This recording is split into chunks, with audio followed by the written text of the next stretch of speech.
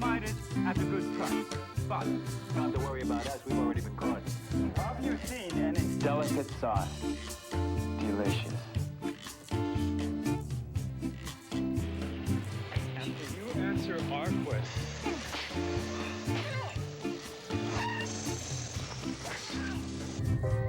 Golden Valley, the only microwave. Do you know? Confucius say nuggets of wisdom are never as tasty as these. I had just finished doing a series of commercials as a spokesperson for Pontiac, and in that, my character was this Japanese, from another competitive car firm, right, like Toyota or some kind of thing like that. So I got a call to go in, and this was, hey, this is going to make a big deal, because it's a worldwide overnight delivery service, right? Like nowadays you use those and they deliver your package the next day and all that other stuff. Well, it turns out that somebody, business-wise told them, if you don't start advertising on national television, we predict you're going to be out of business by the other two main ones in about 10 years. So they decided it was time to do their first really big national commercial for this overnight express delivery company, worldwide, a big company. So I got a call to go in and, audition for one of the parts. So I go in, and they ask me some questions about Japan. And I go, I've never been to Japan. Because I'm talking to them honest, I'm not going to lie, I've never been to Japan, and they go, oh, yeah, and you don't have a Japanese accent. You have it on television, sometimes. Yes, I do. I could do that, okay?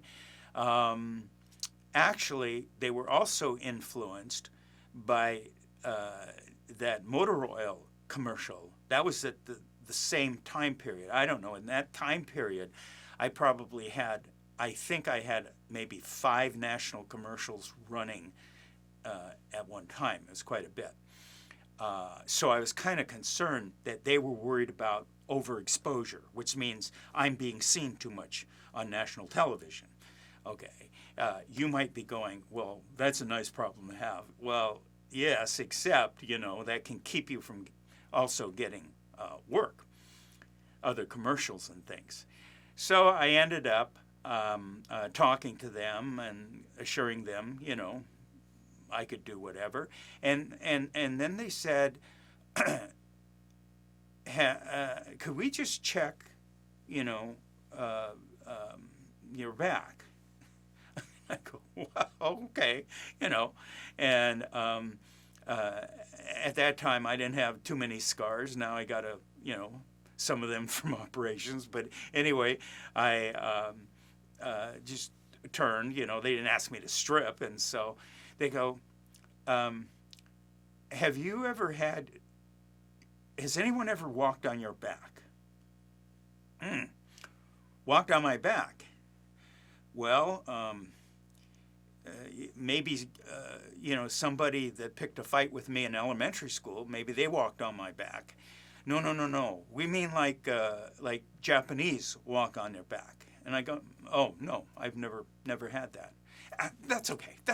Okay, let's just do the line. All right, so I did the line for them in different ways and stuff, and then we were finished, and I went back home. And I thought, well, I don't know about that one, whether I'm going to be in their first national commercial. But I ended up getting a call. My agent said they want you, they like you, they want to book you for this and that date or whatever. And I go, okay, fine, and they go, here's your line and stuff they sent and so forth.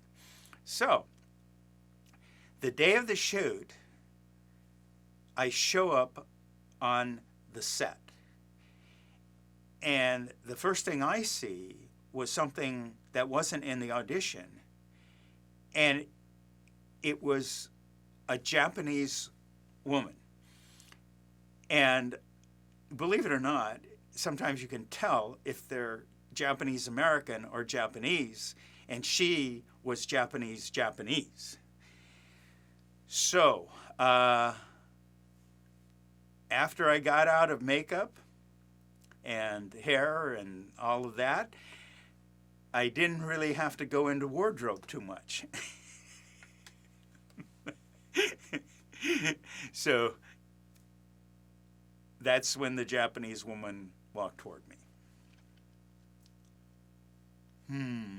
So here I am with nothing, clothes on top, with a towel wrapped around me there, and I'm on set, and they're getting lit and stuff, and a Japanese woman walks over towards me.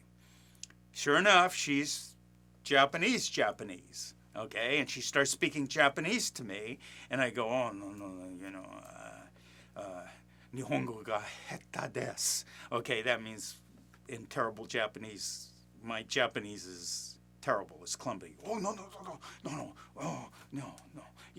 You know, and then that's their cue to apologize. No, your Japanese is great. And this can go on and on, you know, for a couple of hours, but we ended up, you know, not doing that.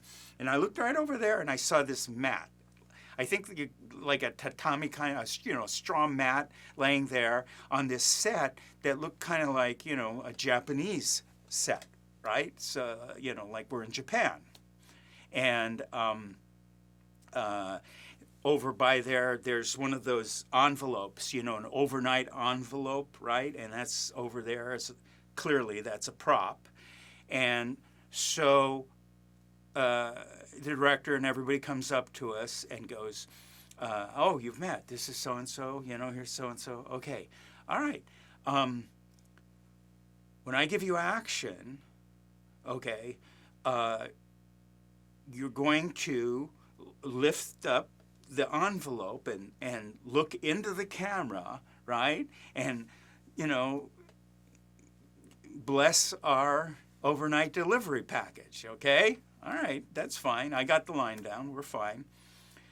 But we didn't tell you what we are planning, okay, is this lady here is going to be walking on your back while you do this.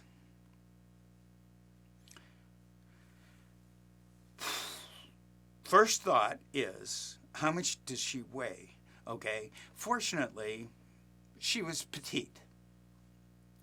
I've never had anybody walk on my back before in this Japanese style of right? Okay, I mean, you know, all right, fine, let's do it, you know?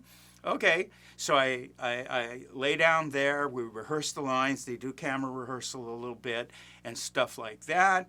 Okay, good. All right, we're ready. Okay, get the lady in here.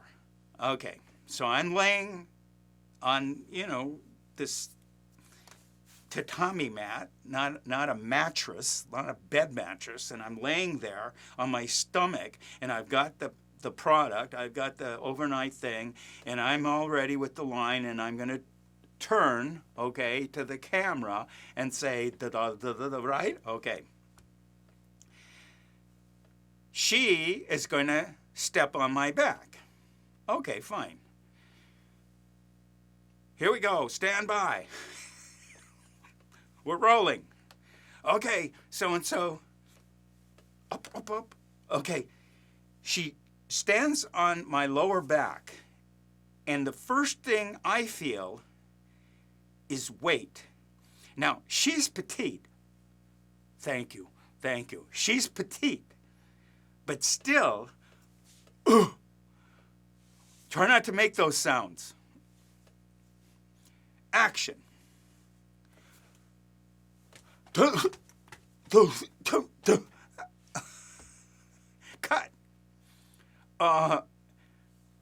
Your voice is sounding funny. Yes, I know. Okay? And she's up there on my back going, oh, sorry. No, it's not your fault. It's fine. We'll make it. Okay? Let's try it again. Okay, here we go. Action. Okay, so cut. All right. Nobody kind of figured that one out. So eventually, what I found was, at least this is what I remember. I inhaled deeply, stood on me just before action, and I then let a little bit out so that this kind of suspended me. And all of the vibration ended up, I think, in my breath or my stomach or something. I don't know. But anyway, we got through the commercial. That was fine.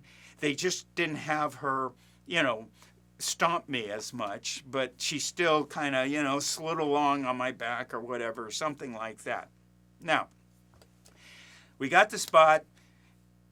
The actual they're in advertising agencies who are in charge of hiring you for commercials. Okay, they had, I don't know if they still do. I think it was called Advertising Age, and it's a weekly in the business thing for ad agencies.